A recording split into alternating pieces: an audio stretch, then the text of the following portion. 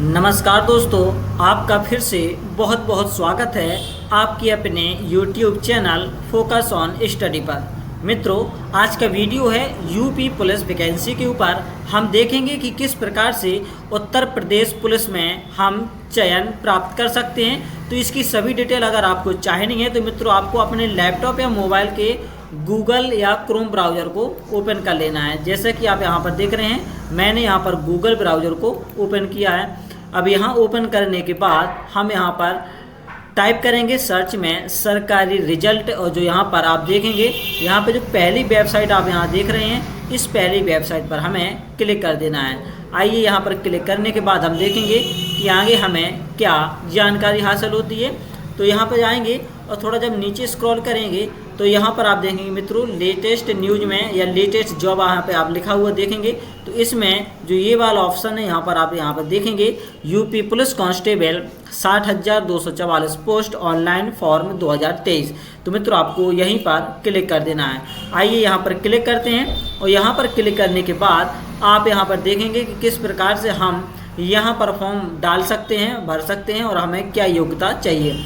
तो सबसे पहले आप यहाँ पर देखेंगे मित्रों, हम यहाँ पर इम्पोर्टेंट डेट में यहाँ पर देखेंगे कि हमें क्या जानकारी मिली किस डेट को। तो यहाँ पर आप देखेंगे नोटिफिकेशन जो ये रिलीज हुआ है, मतलब ये जो जानकारी हमें दी गई है, ये 23 दिसंबर को बताया गया था। और जो हम फॉर्म डाल सकते हैं, ये फॉर्म हम 27 दिसंबर से फॉर्म डाल सकते हैं। और मित्रों फॉर्म डालने की जो लास्ट डेट है यह है 16 जनवरी 2024। जी हाँ मित्रों, फॉर्म हम डाल सकते हैं 27 दिसंबर से, और फॉर्म डालने की लास्ट डेट है 16 जनवरी 2024। और अगर हमें फ़ीस जमा करनी है तो फ़ीस जमा करने की भी लास्ट डेट है 16 जनवरी 2024 ही है। और इसके बाद अगर हमारे फॉर्म में कोई गलती हो गई है तो इसको हम करेक्शन कर सकते हैं 18 जनवरी 2024 तक। और अगर हमें इसका देखेंगे इसके एग्ज़ाम कब होगा, मित्रों इन्होंने इसका एग्ज़ाम बहुत ही पास में रख दिया है। मतलब कहने का फरवरी 2024 में इसका एग्ज़ाम स्टार्ट हो जाएगा, और हमें एडमिट कार्ड एग्ज़ाम के पहले तक मिल जाएंगे। अब मित्रों हम बात करते हैं कि हमारी जो फीस है वो कितनी लगेगी। तो अगर यहाँ पर आप जनरल कैंडिडेट और ओबीसी कैंडिडेट के यहाँ पर हम देखेंगे, तो यहाँ पर जनरल और ओबीसी कैंडिडेट के लिए 400 रुपये फ़ीस मेंशन की गई है, और एससी और एसटी कैंडिडेट के लिए 400 रुपये इनके लिए भी यहाँ पर मेंशन की गई है। अब मित्रों यहाँ पर हम देखेंगे कि जो फीस का जो पेमेंट है हम किस तरीके से कर सकते हैं।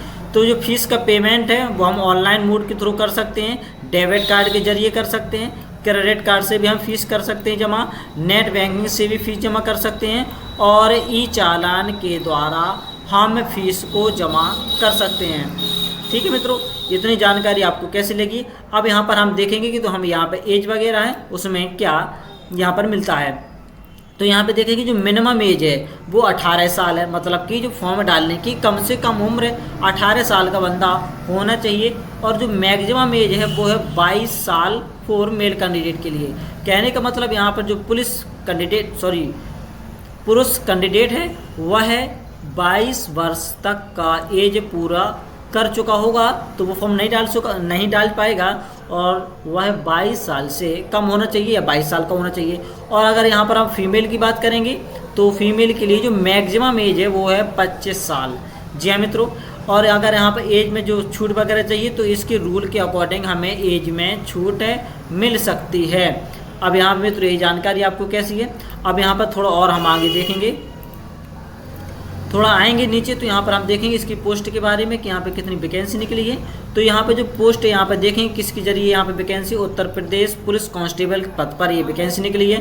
और यहाँ पे जो टोटल वैकेंसी आप देख रहे हैं मित्रों, यह है 60,244 60,244 यहाँ पर टोटल पोस्ट है। और यहाँ पर जो मिनिमम जो क्वालिफिकेशन होनी चाहिए वो है मित्रों 12 पास। कहने का मतलब इंटरमीडिएट यहाँ पर मिनिमम क्वालिफिकेशन है। अब ये देखेंगे कि किस कैटेगरी को कितनी वैकेंसी यहाँ पर मिलने वाली है। तो यहाँ पर हम देखेंगे जनरल कैंडिडेट है, जनरल के लिए 24,102 पोस्ट हैं, और ओबीसी कैंडिडेट के लिए यहाँ पर 16,264 पोस्ट हैं। और यहाँ पर EWS कैंडिडेट के लिए 6,024, एससी कैंडिडेट के लिए 12,650, एसटी कैंडिडेट के लिए यहाँ पे 1,204 पोस्ट यहाँ पर दी गई हैं। जो इन सब का टोटल यहाँ पर बनेगा, इन सब का टोटल यहाँ पे आप देखेंगे 60,244 पोस्ट है। अब मित्रों जैसे कोई ओबीसी का कैंडिडेट है, उसके अच्छे नंबर आ जाते हैं तो वो जनरल कोटा में उसका सिलेक्शन होगा। कहने का मतलब है हमारा जो अगर कोई एससी का कैंडिडेट है और उसके अच्छे नंबर आ जाते हैं, मतलब कि ओबीसी कैटेगरी के बराबर नंबर आ जाते हैं, तो उसका जो सिलेक्शन है वो एससी कोटा के जरिए नहीं होगा, उसका सिलेक्शन ओबीसी कोटा के जरिए हो जाएगा। तो यहाँ पर आपको ये जानकारी कैसे लगी मित्रों? अब आइए थोड़ा हम और आगे देखते हैं। अब जब नीचे स्क्रॉल करेंगे तो हम यहाँ पर इनकी और जो फिजिकल एलिजिबिलिटी हम यहाँ पर देखेंगे, जो इनकी जो फिजिकल यहाँ पे जो हाइट है, यहाँ पर मेल कैंडिडेट के लिए यहाँ पर आप देखेंगे मेल में कौन कौन मित्र, यहाँ पे जनरल कैंडिडेट, ओबीसी कैंडिडेट और एससी कैंडिडेट। लेकिन होना क्या चाहिए? मेल होना चाहिए। मतलब कि पुरुष कैंडिडेट के लिए यहाँ पर हम देखेंगे उसकी जो हाइट है 168 सेंटीमीटर यहाँ पर होनी चाहिए। उसका जो चेस्ट है, सीना, उसका 79 से 84 सेंटीमीटर तक उसका सीना होना चाहिए। और जो यहाँ पर रनिंग है मित्रों ना के बराबर है। यहाँ पर रनिंग आधा घंटा, मतलब कहने का 25 मिनट में 4.8 किलोमीटर उसकी यहाँ पर रनिंग होनी चाहिए। अब मेल देखेंगे हम ओनली एसटी कैंडिडेट के लिए। अब एसटी कैंडिडेट के लिए यहाँ पर छूट दी गई है। अब कहने का मतलब जो उसका हाइट होगा एससी कैंडिडेट के लिए, एसटी कैंडिडेट के लिए जो हाइट है वह है 160 सेंटीमीटर यहाँ पर हाइट होनी चाहिए। और जो एसटी कैंडिडेट के लिए यहाँ पर जो सीना बताया गया है वो है 77 से 82 सेंटीमीटर।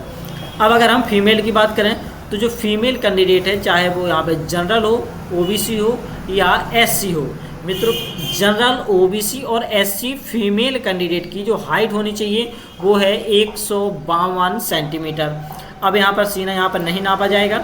यहाँ पे देखेंगे मित्रों रनिंग।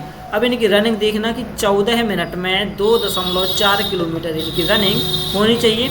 अगर कोई फीमेल एसटी कैंडिडेट की है और तो उसकी यहाँ पर हाइट हम देखेंगे तो हाइट यहाँ पर 147 सेंटीमीटर होगी और यहाँ पे जो चेस्ट है उसका नहीं मापा जाएगा। तो मित्रों ये जानकारी आपको कैसे लगी? अब थोड़ा और हम नीचे स्क्रॉल करेंगे तो यहाँ पर जो देखेंगे हम कब से फॉर्म डाल सकते हैं। जो लिंक एक्टिव होगी वो होगी 27 दिसंबर से यहाँ पर लिंक एक्टिव हो जाएगी। और इसकी कोई अगर ऑफिशियल नोटिफिकेशन हमें देखना तो यहाँ पर क्लिक करेंगे। चलिए हम आपको ऑफिशियल नोटिफिकेशन के जरिए यहाँ पर बता देंगे। तो यहाँ पर ऑफिशियल नोटिफिकेशन यहाँ पर डाउनलोड करेंगे और जैसे ही डाउनलोड हो जाएगा यहाँ पर हम देखेंगे जो टोटल पोस्ट है और यहाँ पर ये सब आप डिटेल अच्छे से देख सकते हैं। और ना हो मित्रों आपको ये वीडियो की डिस्क्रिप्शन में हम इसकी लिंक दे देंगे, तो यहाँ से आप इसको डाउनलोड कर सकते हैं। और लेकिन हमने आपको वैसे ही बता दिया आपको डाउनलोड कहाँ से करना है। तो आप देख रहे हैं यहाँ पे जो कभी ऑनलाइन डेट वगैरह, यहाँ पे जो ऑनलाइन फीस यहाँ पे जमा होना है, शुल्क जमा करना है वो 27 दिसंबर से ही होना है। और अंतिम तिथि इसकी यहाँ पे क्या है 16 जनवरी है। और यहाँ पे शुल्क समायोजन एवं आवेदन में संशोधन, मित्रों अगर हमें संशोधन करना है एप्लीकेशन में, मतलब कि कोई मिस्टेक हो गया हो तो वो 18 जनवरी तक हम यहाँ पर संशोधन कर सकते हैं। और फीस के मित्रों हमने आपको पहले ही बता दिया कि 400 रुपया यहाँ पर ओबीसी एससी कैंडिडेट के लिए, जनरल कैंडिडेट के लिए ये उसकी फ़ीस है। एसटी कैंडिडेट के लिए यहाँ पर हम ये सब फीस वगैरह बताए थे। अब यहाँ पर क्या इनकी योग्यता होनी चाहिए तो यहाँ पर आप देख सकते हैं यहाँ पर जो राष्ट्रीय तो वो भारत का नागरिक हो, ठीक है। आप इनको अच्छे से पढ़ सकते हैं, ये डिटेल आप अच्छे से पढ़ सकते हैं। इनको अगर हम पढ़ेंगे तो काफ़ी ज़्यादा टाइम लगेगा। मित्रों अब ये जानकारी आपको कैसे लगी? और अगर इसका सिलेबस हम देखेंगे, मेन चीज़ इसका सिलेबस, हमें यहाँ पर क्या क्या पढ़ना होगा। तो यूपी पुलिस कांस्टेबल सिलेबस के लिए यहाँ पर जो PDF है यहाँ पर हम इसको क्लिक करेंगे और यहाँ पर हम देखेंगे यहाँ पर सिलेबस क्या क्या हो सकता है हमारे लिए। तो यहाँ से हम सिलेबस को डाउनलोड करेंगे। तो यहाँ पर हम देखेंगे सामान्य ज्ञान। अब सामान्य ज्ञान जो जनरल नॉलेज है इसके थ्रू यहाँ पे क्या कर देखेंगे तो ये देखिए ये सब यहाँ पर इनको हमें पढ़ना है। जो सामान्य विज्ञान है, भारत के इतिहास, भारतीय संविधान, भारतीय अर्थव्यवस्था, ये सब आप डिटेल यहाँ पे देख सकते हैं। और इसके बाद अगर दूसरी चीज़ हम देखेंगे तो सामान्य हिंदी, मतलब कहने का यहाँ पर हिंदी भी आएगी। अब हिंदी में क्या क्या आएगी मित्रों आप यहाँ पर इसको अच्छे से पढ़ के देख सकते हैं, या वीडियो को पॉज करके आप ये जानकारी यहाँ पर देख सकते हैं। वीडियो को रुका करके ये डिटेल आप अच्छे से पढ़ सकते हैं। इसके बाद यहाँ पर मानसिक अभिवृद्धि, मतलब कहने के यहाँ पर रीजनिंग, यहाँ पर आप चौथे में आप रीजनिंग देखेंगे, आपका IQ लेवल यहाँ पे। तो इसमें क्या क्या आपका आएगा, इसमें भी आप वीडियो को पॉज करके देख सकते हैं। ये इस तरीके से आप वीडियो को पॉज करके देख सकते हैं। तो यहाँ पर हमें ये चीज़ें इसके सिलेबस में मिलेंगी। अब मित्रों आप बताइए आपको हमारा यह वीडियो कैसा लगा। वीडियो पसंद आने पर आप वीडियो को लाइक, चैनल को सब्सक्राइब और शेयर जरूर करें। लास्ट तक देखने के लिए आपका दिल का धन्यवाद। Thanks for watching. Thank you so much.